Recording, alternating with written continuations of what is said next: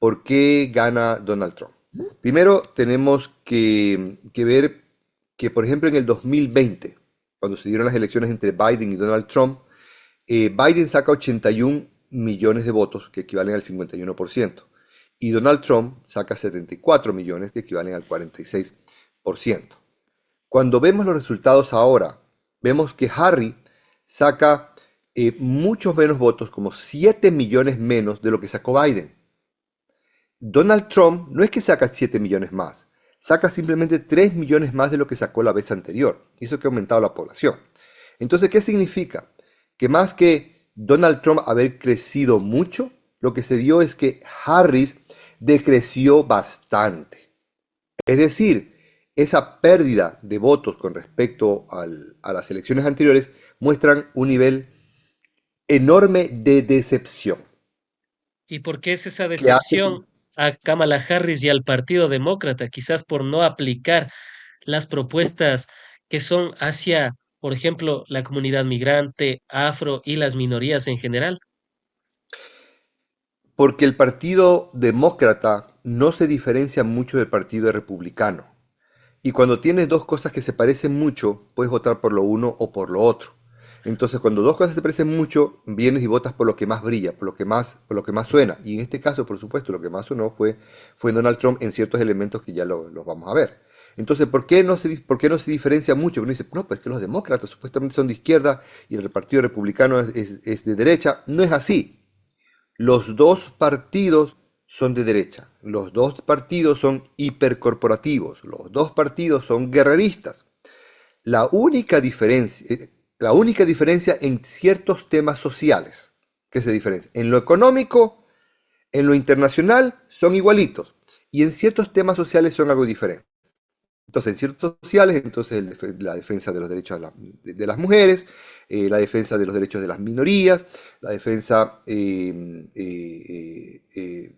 derecho a la educación, un poco al trabajo, medio ambiente, un poco en ese sentido. Entonces, son esos elementos que están allí. Sin embargo, vemos que tenemos a un partido demócrata que sin ningún problema viene, apoya y financia el genocidio que se realiza en contra de los palestinos.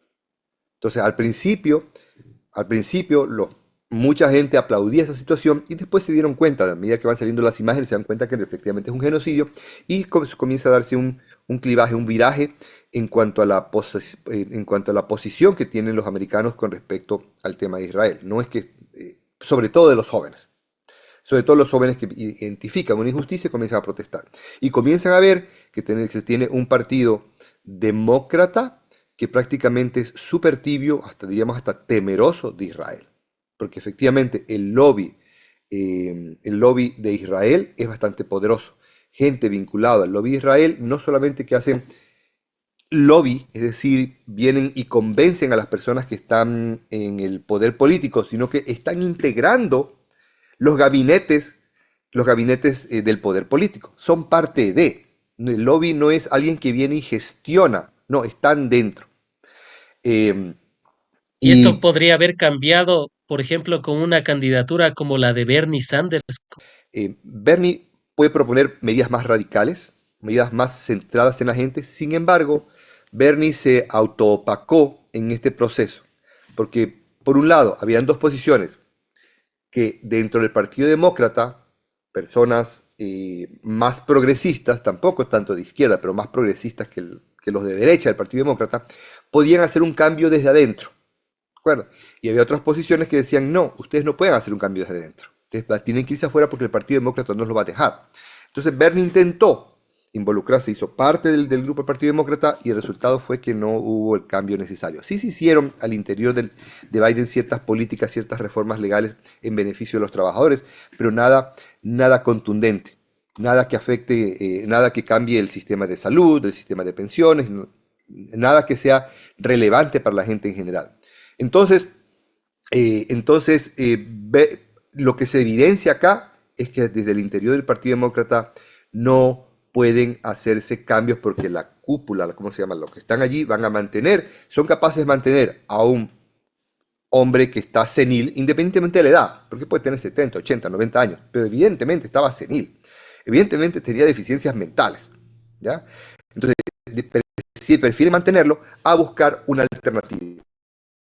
Entonces, tienes un grupo, Partido Demócrata, que le mienta a la gente diciendo, no, sí, están en sus cabales. Cuando es así, entonces la gente se va a dar cuenta y entonces se decepciona a la gente. Y hay un momento que tiene que votar y dice, yo no voy a votar. Porque acuérdense que acá el voto no es obligatorio, el voto es facultativo. Es decir, es opcional. Si votas bien, si no, también. Entonces, por eso es que tienes una cantidad enorme de personas que simplemente no votaron. Eh, entonces, ¿qué hizo en cambio Donald Trump? Eh, por supuesto, él sabe que la economía estaba mal. No estaba tan mal en realidad la economía, pero sí había problemas de inflación, pero no estaba en una situación catastrófica. ¿De acuerdo? Sin embargo, el hecho de que el Partido Demócrata no haya hecho cambios radicales, igual seguimos con problemas que la gente no tiene salud, no, la gente no tiene seguro social, las rentas de las casas se incrementan, no hay donde habitar, no hay donde rentar. En caso de los estudiantes, la gente sigue pagando miles, endeudándose con miles y miles de dólares para poder estudiar y esas deudas se quedan de por vida. Entonces no hay ninguna solución integral. Entonces simplemente viene Donald Trump y dice, todo está mal, las cosas no están bien y yo tengo la solución. ¿Ya? Porque la culpa de que las cosas estén mal son los migrantes.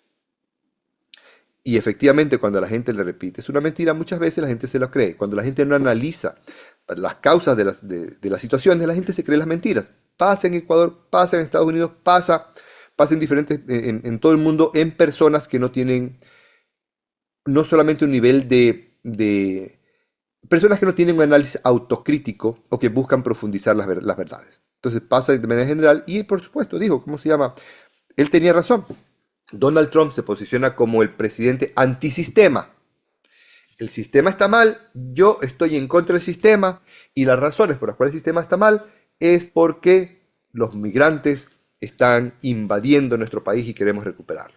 Entonces, sí, la gente vota por Donald Trump porque la economía no estaba tan bien, no hubo mejoras en la situación de las personas por un lado, pero también votan por él, ya porque la gente dice no, no es racismo, votan por las razones económicas, pero la razón esencial de ese voto es porque se convenció a muchas personas que los migrantes eran el problema. Entonces un grupo importante votó por ese elemento y en ese elemento de personas que piensan que el migrante es el problema hay, por supuesto, mucha ignorancia, mucho desconocimiento de cómo funciona la economía, pero también hay racismo. Entonces sí hay elementos de racismo, pero esos elementos se hicieron crecientes por culpa del Partido Demócrata que dejó que las cosas se vengan abajo y porque eso no fue una alternativa para las personas. No había ninguna. La única alternativa del Partido Demócrata es decir, el señor Donald Trump es malo, el señor Donald Trump es malo, así que vota por nosotros porque él es malo. Pero no había nada concreto que pueda decir, ¿no? Bueno, pero Donald Trump comenzó a mencionar muchos temas que eran de interés para la gente, que la gente va a tener empleo, que las cosas van a estar mejor, a nivel internacional que él va a parar las guerras, que no les interesan las guerras, lo que es falso, ¿ya? Es más, ya vemos que ya una vez posicionado ya comienza a tener conflictos con diferentes naciones debido a su lenguaje, pero bueno, esa es la razón, él se pudo diferenciar, engañando se pudo diferenciar. Y dentro de esta diferenciación, sin duda alguna, está el tema proteccionista que tiene Donald Trump para con su economía. Hemos visto las sanciones que durante su mandato lo puso a China, el gigante asiático. De hecho, quizás desde ahí vino ese impulso para que ahora TikTok ya no esté en el país de las libertades, en el país de la libertad, le llaman a Estados Unidos. Sin embargo, ya está prohibido TikTok. Pese a ello, está irrumpiendo otra empresa china. Habrá que ver qué es lo que pasa al final del día, pero quizás ese también fue parte de el beneficio para la victoria de Donald Trump, ese discurso proteccionista que quizás solo lo tienen gobiernos de izquierda, pero que paradójicamente tiene el multimillonario en su discurso. Mencionaste el tema de TikTok. Hay que recordar que Donald Trump fue el primero en prohibir TikTok. El primerito en prohibir TikTok precisamente por ese discurso proteccionista, que ojo, también es parte de ese discurso, ¿ya? Pero después viene y el sistema legal de Estados Unidos dice usted no puede hacer esto. y reinstaura TikTok. claro. Luego se dan otros tipos de procesos impulsados por los demócratas y los republicanos en conjunto, ¿de acuerdo? Los que supuestamente no son proteccionistas, ¿de acuerdo? Y hacen que se prohíba TikTok. Como Donald Trump gana y se da cuenta que gana a través, porque tuvo un impacto bastante importante en TikTok, ganó en términos en las redes al respecto, entonces Donald Trump lo que dice, ¿sabe qué? Ya, ahora sí me gusta TikTok. Él lo prohibió cuando no se beneficiaba, pero ahora que se dio cuenta que ganó por TikTok, viene y dice, ahora sí me gusta TikTok. Entonces lo que vamos a hacer, vamos a, ¿cómo se llama? Vamos a ver cómo arreglamos la situación. Yo estoy en conversaciones con ellos para ver cómo hacemos. Claro, lo que se da cuenta es que este es un canal muy poderoso y ahora lo que quiere hacer es tener poder del canal poderoso, llegar a un acuerdo con las otras personas para poner accionistas americanos donde ellos puedan controlar el tema, para poder tener poder. Entonces nunca fue un asunto de proteccionismo, fue un asunto de control de poder en el caso de TikTok, tener el poder en este sentido. ¿Ok?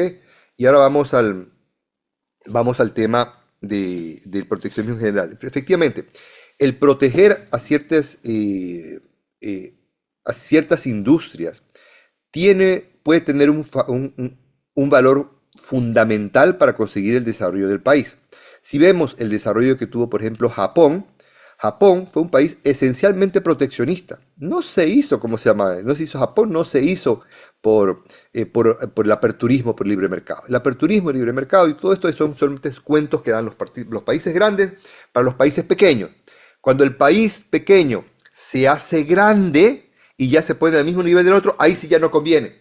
Ahí sí Claro. tenemos que hacer una protección. Entonces, una cosa es proteger precisamente para temporalmente desarrollar la industria, ¿ya? Y luego poner, poner las cosas al mismo nivel, es decir, temporalmente. Y otra cosa es tener una política en la que proteges la incapacidad de hacer. Simplemente proteger y no hacer nada más, eso es efectivamente una debilidad. Pero cuando proteges una industria y dices, ok, vamos a apoyar esta industria, como se hizo en Japón, con ciencia, con educación, con tecnología, con inversión, con diferentes acciones, con, ¿cómo se llama? Desarrollando todos los o demás elementos adicionales para el desarrollo, como es carreteras, energía, internet. Cuando haces eso, tiene sentido de manera temporal. En este caso, esta es una cuestión no de protección de Estados Unidos, sino de ataque para dejar de perder poder económico y de ataque a otros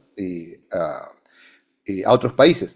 Entonces se dice que Donald Trump es el proteccionista. Sin embargo, Donald Trump viene y le impone una tarifa del 10% a los productos chinos en su época.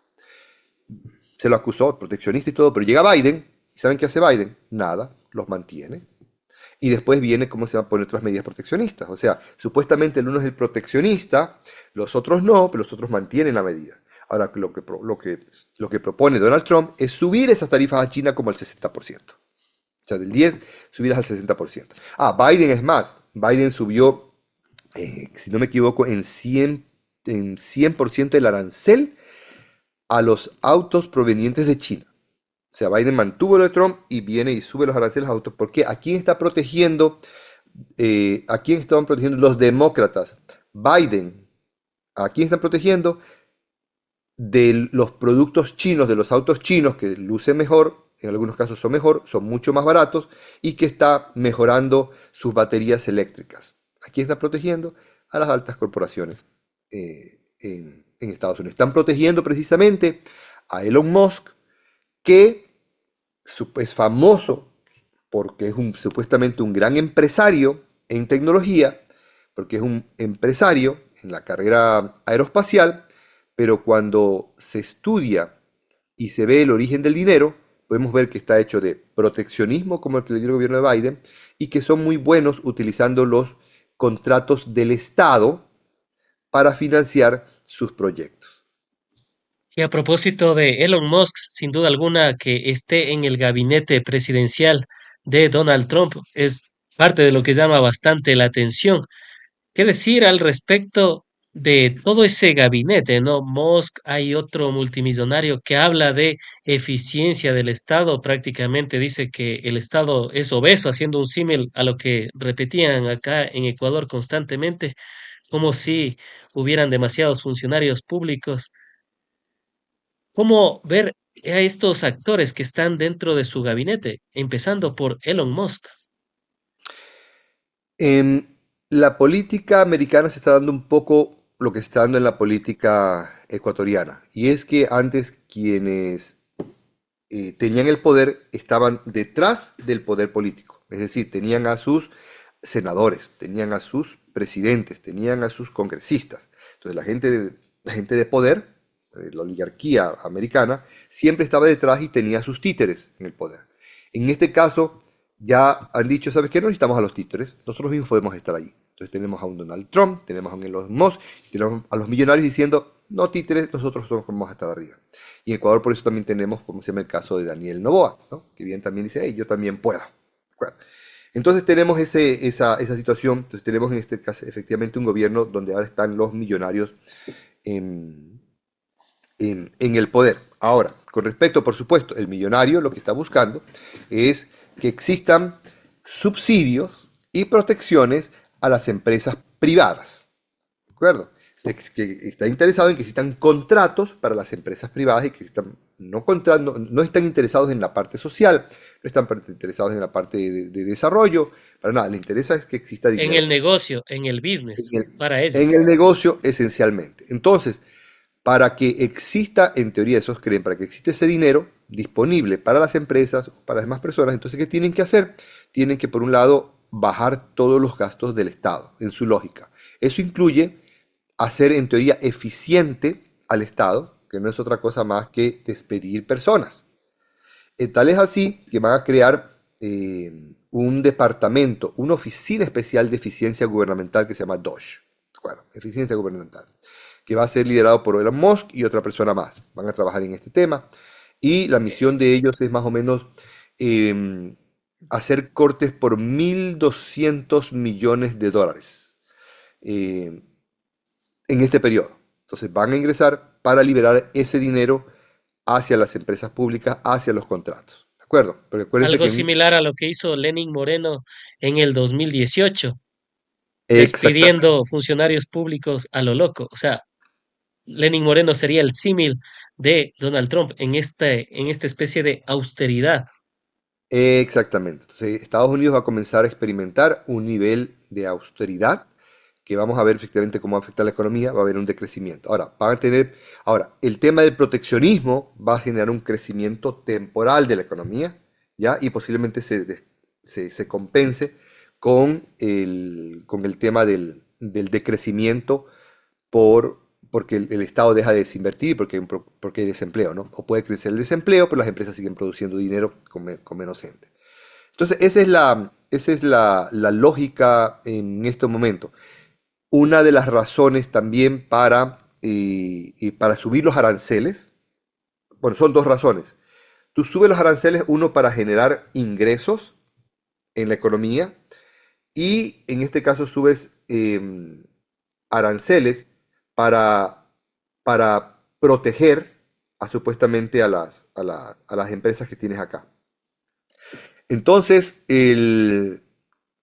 entonces en este proceso, como va a haber, como va a haber ingreso de dinero, están pensando en reducir los impuestos, ¿sí? Los impuestos a los ingresos de las personas. Cuando hablan de los impuestos a los ingresos de las personas, significa los impuestos a los ingresos a las empresas, a todo el mundo, pero siempre se beneficia a nosotros. Entonces dice, ok, vamos a quitar dinero aquí, pero nos vamos a quedar sin dinero, ¿ya? Porque ya vamos a tener menos dinero de impuestos, pero entonces lo que vamos a hacer es que vamos a poner impuestos para que las empresas, vamos a poner impuestos, que son los aranceles, son impuestos, ¿de acuerdo?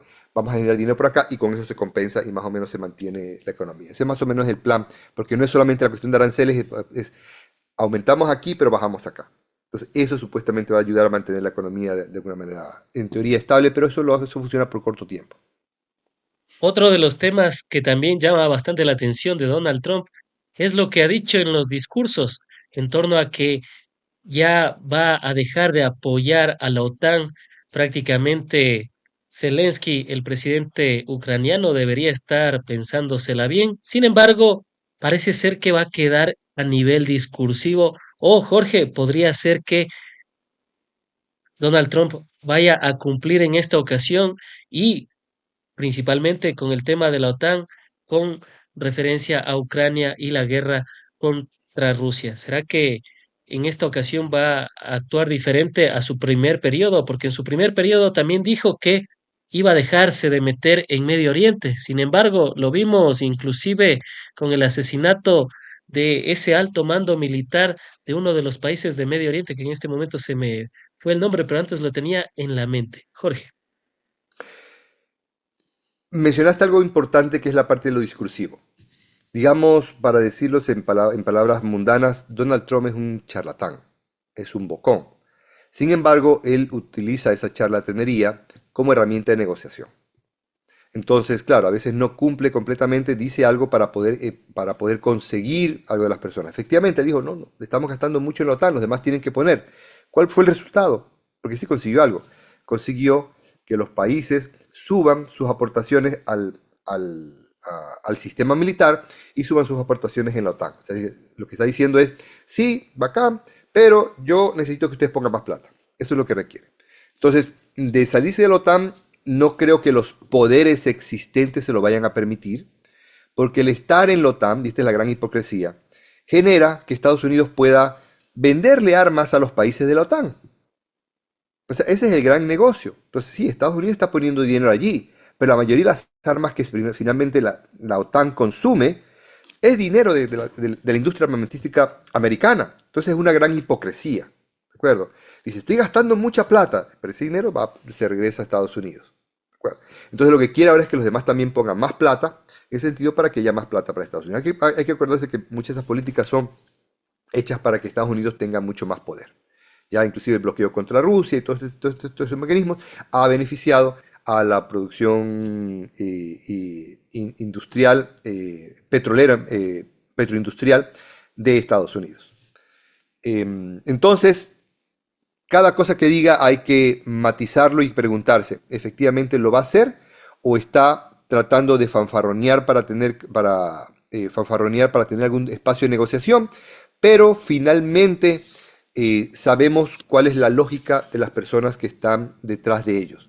Y en realidad la gran preocupación no es Europa.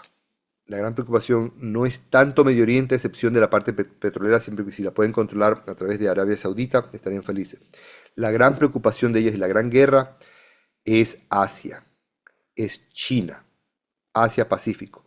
Entonces, en realidad lo que están tratando de hacer es, cuando dicen no queremos guerras, no es que no quieren guerra. Lo que pasa es que no pueden, en la práctica no pueden tener muchas guerras. Entonces lo que quieren hacer es disminuir el número de conflictos o despreocuparse de los conflictos para así poderse concentrar en el Asia.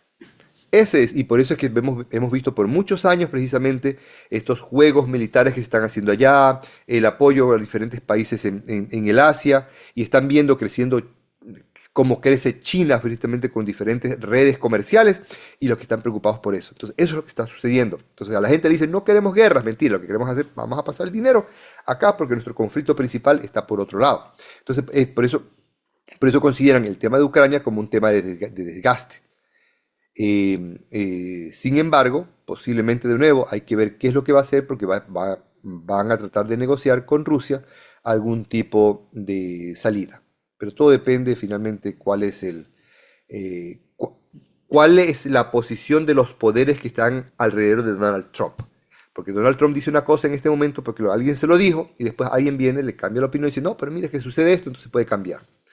Entonces podemos ver una tendencia general, pero puede cambiar, es bastante impredecible Donald Trump en muchos temas.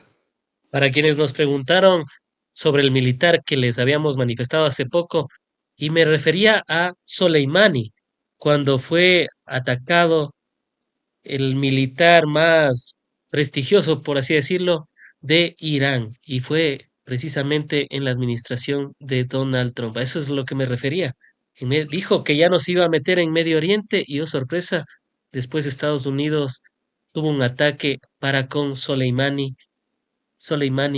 el, el militar más influyente de Irán. Jorge, también sobre esta relación con Rusia, en la primera presidencia recuerdo que decían que Putin le había dado una mano para que pueda ganar Donald Trump.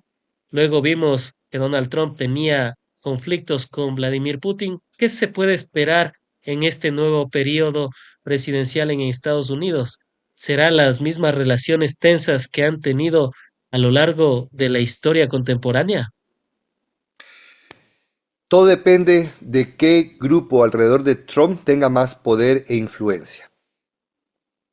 Donald Trump es una persona que cambia de opinión fácilmente. Sabemos que la posición de tener a Estados Unidos como un país imperial, ¿de acuerdo? Eso no va a cambiar, pero las tácticas específicas con uno u otro país es lo que sí se puede ajustar. Porque, ojo, no significa de nuevo que porque de pronto llegue un acuerdo con Ucrania, significa que ya Estados Unidos deja de ser un país guerrerista. No. Significa que está reconfigurando, redireccionando el tipo de inversión militar hacia otros objetivos estratégicos, que también son guerreristas. Entonces, no se puede saber. Ahora, lo que sí hay que ver, posiblemente ya en este momento se está posicionando Donald Trump, hay que ver el discurso que mantiene Donald Trump, hay que ver el discurso que mantiene la gente que está alrededor de él, y finalmente ver a qué tipo de consenso comienzan los diferentes grupos de poder dentro del gobierno, comienzan a llegar. Por ejemplo, se supone que Donald Trump llega porque él va a parar la inmigración ilegal y en teoría la gente entiende que va a, va a afectar a todos los migrantes. Incluso se menciona que va a afectar a personas que están con estatus legal e incluso a los hijos gringos, americanos, de migrantes con situación ilegal. Pero eso podemos hablar después de un momento. Em, eh, pero, por ejemplo, viene Elon Musk, a quien no le interesa el país, sino que le interesa sus industrias, no le interesa Estados Unidos, ¿verdad? Elon Musk, acuérdense que es sudafricano. Viene Elon Musk y dice, ¿saben qué? Aquí en Estados Unidos necesitamos más científicos, más ingenieros, más arquitectos, más expertos en datos. Como Estados Unidos no tiene, y porque prácticamente Elon Musk dice, los americanos no tienen ni el conocimiento, ni la capacidad, ni las ganas, ¿ya? O sea, un poco le dijo, son brutos y vagos, ¿ya? Como Estados Unidos no tiene, entonces, ¿qué necesitamos? Necesitamos tener visas especiales, incrementar el número de visas para personas que sí tienen esas habilidades, que pueden venir de cualquier parte del mundo, de India, son científicos, ingenieros, técnicos que vengan a trabajar en sus industrias, porque eso le interesa. Por supuesto, eso genera un debate. Y el debate dice, un momento, estamos hablando de que aquí no queremos a los inmigrantes y ahora tú nos dices que quieres traer más inmigrantes acá. Entonces se genera este debate al interior del Partido Republicano porque ya se ven los diferentes intereses. Claro, la posición debería ser, no tenemos ingenieros, no tenemos personas que trabajen. Hey, reformemos el sistema educativo para que podamos tener esos ingenieros. Yo sé que a Claro. corto plazo sí, puedes traerlos, pero tienes que velar por el sistema educativo. Pero claro, ¿cómo vas a velar por un sistema educativo cuando justamente parte del proceso es reducir el presupuesto del Estado? Hacerlo eficiente implica que prácticamente reducir el presupuesto del sistema educativo a nada, ¿ya? Y que solamente sean las personas que tengan plata, como se llama en el presupuesto, en plata para la educación, las que puedan tener algo de oportunidades en educación. Entonces, esa es la situación de Estados Unidos y así más o menos ha sido. Entonces, Y, de nuevo, depende qué grupos de poder hay en el interior y eso genera qué tipo de conflictos y ver cómo se resuelven. y brevemente, Jorge, no quisiera desaprovechar la oportunidad también para preguntarte la relación con América Latina. Bueno, sabemos, Ecuador con Daniel Noboa prácticamente digamos que van a estar en la misma línea, pero hay otros países, como por ejemplo Venezuela, y recuerdo algunos de los discursos que daba Donald Trump, incluso quizás hasta incitando a una posible invasión. ¿Podría ser este el caso? ¿Podría ser que se logre concretar aquello que algunas personas quisieran que sucediera, una invasión de Estados Unidos con Venezuela, o todavía es muy pronto para apresurarnos a pensar aquello? Tenemos que recordar que Donald Trump, con respecto a Venezuela, dijo, pero ¿por qué no simplemente vamos allá y nos quedamos con el petróleo? Así de simple. Así lo dijo, Exacto. sí, directamente, ¿no? Por supuesto no se dio, pero hubo bloqueos, hubo todo tipo de acciones en contra de Venezuela.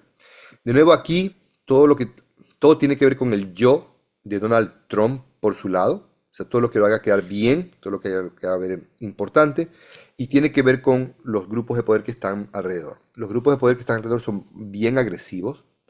Venezuela sí las va a ver, las va a ver en problemas, a menos que haya un telefonazo o algún tipo de acción y diga y convenza a Donald Trump que es mejor tener un buen acuerdo petrolero con Venezuela que tener un conflicto interno con Venezuela.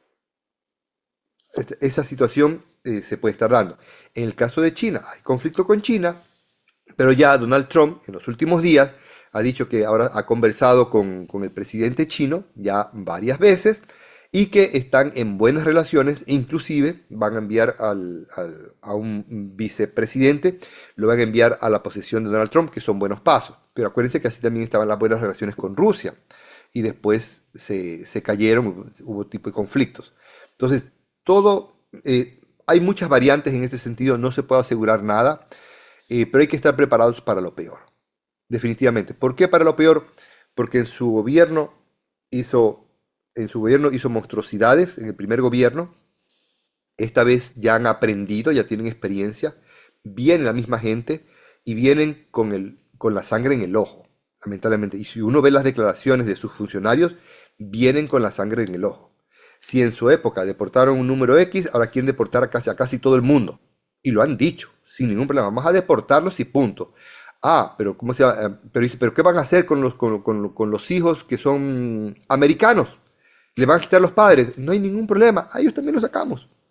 Así de simple, esa es la ¿Y, solución. y legalmente se puede hacer eso o tienen que hacer una reforma en el Congreso para poder expulsar a los hijos nacidos en Estados Unidos, que dicho sea de paso, son prácticamente estadounidenses o no lo son, por ser Todas hijos las, pro- de todas las propuestas, migrantes? todas las propuestas más radicales de Donald Trump tienen problemas logísticos, tienen problemas legales, tienen problemas operativos, ¿de acuerdo? Y esta de aquí es una en la que ellos soñarían que la mayoría de las personas vayan, pero lo que van a tener que hacer es darle la opción a los padres, decirles, bueno, no hay problema, nosotros lo ayudamos para que su hijo se vaya. En lugar de buscar la alternativa de decir, ok, tiene el hijo vino aquí, se va a quedar sin padre. Si se queda sin padre, significa que va a ir a un hospicio donde tienen menores, donde usualmente la atención no es tan buena, la educación no es tan buena y también pues, generan criminales, o se los damos a algún tipo de pariente. ¿De acuerdo? Pero lo que ellos van a intentar es que se vaya el hijo con el padre. Ese es el mecanismo. Entonces, sí, legalmente va a tener cierto tipo de problemas, pero esa es la intención. Pero ojo, no solamente esa es la intención. Inclusive personas que ya tienen la ciudadanía o la residencia. Durante su gobierno se creó un departamento especial para detectar si ha habido algún tipo de fraude, entre comillas, fraude en el proceso, para revertir la ciudadanía, para revertir las residencias. Y la palabra fraude es tan genérica que si, por ejemplo, cuando uno aplica acá para la residencia, a uno le dice, si uno ha viajado 20 veces acá a Estados Unidos, tiene que poner cuando ingresó, cuando salió, ingresó, salió, y a veces uno no se acuerda. A veces uno no tiene todos los documentos, entonces pone fechas aproximadas. Esa fecha aproximada puede terminarse como fraude en el proceso. Entonces, este departamento puede Mm. detectar cualquier tipo de cosa menor, porque no hay ninguna reglamentación al respecto, para decir, ¿sabes qué? Coges y te vas. No solamente eso, sino que están invocando una ley de 1700, una ley que dice que si hay sospechas de que alguien representa un peligro para la seguridad nacional, sospechas, entonces el Estado tiene el derecho de agarrar a la persona y sacarla fuera del país. Entonces pueden decir, ok, esta persona de aquí yo sospecho que es miembro de una banda criminal. Sin proceso, sin nada, se la agarra, denunciado y se va fuera del país. Solamente por asunto de sospecha. Encuentran a alguien que tiene un Me, tatuaje de una mariposita. Ah, tienes un tatuaje, eres de una banda, sospecho, te vas afuera. O sea, pueden hacer lo que les da la gana. me recordó a la ley antipillos de Daniel Noboa, con lo que quería hacer a la UAFE, ¿no? Que bajo sospechas poder detener, si hasta parece copiado del plan de Daniel Noboa lo que está haciendo Donald Trump. Exactamente, exactamente. Están buscando cualquier tipo de artilugio legal para generar este tipo de atrocidades con respecto a los seres humanos, ¿no? Antes de finalizar, Jorge, un mensaje y a modo de conclusión también de lo que se podría esperar en América Latina tras la posesión del día de hoy de Donald Trump. Hay que encender todas las alertas en América Latina, especialmente con los países progresistas. Va a haber un ataque a nuestros países de todo tipo. Y el principal va a ser el económico. La estrategia fundamental de Donald Trump siempre es el chantaje. Y siempre pensando que Estados Unidos es el centro del mundo y siempre pensando que Estados Unidos es el que le está haciendo un favor al resto de la gente. Ya Estados Unidos con este tema de los aranceles no se da cuenta que, por ejemplo, está hablando, peleándose con México, está peleándose con Canadá para subir los aranceles y no se dan cuenta que los países más grandes de exportación de productos americanos son a México y Canadá.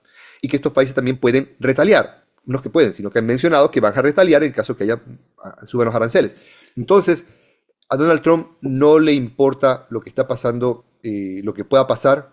América Latina se convierte, para los países progresistas, se convierte en un espacio de pugna y de conflicto y simplemente hay que estar listos para cualquier arremetida de Estados Unidos.